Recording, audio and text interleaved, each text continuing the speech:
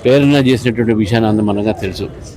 మరి అటువంటి గాయకుడు ఈరోజు మన మధ్య లేడు అనేటువంటి నమ్మటానికి రోజు చాలా కష్టంగా ఉంది. ఎందుకంటే నాకు వ్యక్తిగతంగా మిత్రుడు, వారి ఇల్లు మా ఇంటికి 1 కిలోమీటర్ దూరం కూడా ఉండదు. వారు ఎప్పుడు కూడా నా ఇంటికి సాయంకాలం కూడా ఇంటికి వచ్చి కూర్చొని చాలాసేపు గంటలు మాట్లాడారు. ఉస్మానియా విశ్వవిద్యాలయంలో వాకింగ్ చేస్తూ కూడా మేము అనేక సార్లు మాట్లాడుకున్నాం, అనేక విషయాలపై మాట్లాడుకుంటాం. ఒక మంచి మిత్రుడుగా అతన్ని భావించిన వ్యక్తి. అతని భావాలు ఏదైనా కావచ్చు, అతను ఎప్పుడు కూడా స్నేహశీలంగా ఉండే.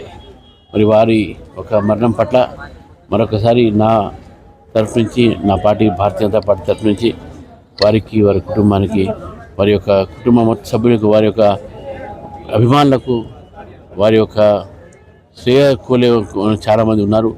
మరి వారందరికీ కూడా నేను ఈరోజు ఈ ప్రగాఢమైన సంతాపం తెలుపుతూ, భగవంతుడు వాడి కుటుంబానికి మంచి ఒక శక్తి ఇవ్వాలని చెప్పేసి, ఈ యొక్క ఏదైతే వారికి జరిగిందో, ఈ మరణం పట్ల దిగ్భ్రాంతి చెందిందో, ఈ రాష్ట్రం అంతా కూడా దిగ్భ్రాంతిలో ఉన్నారు.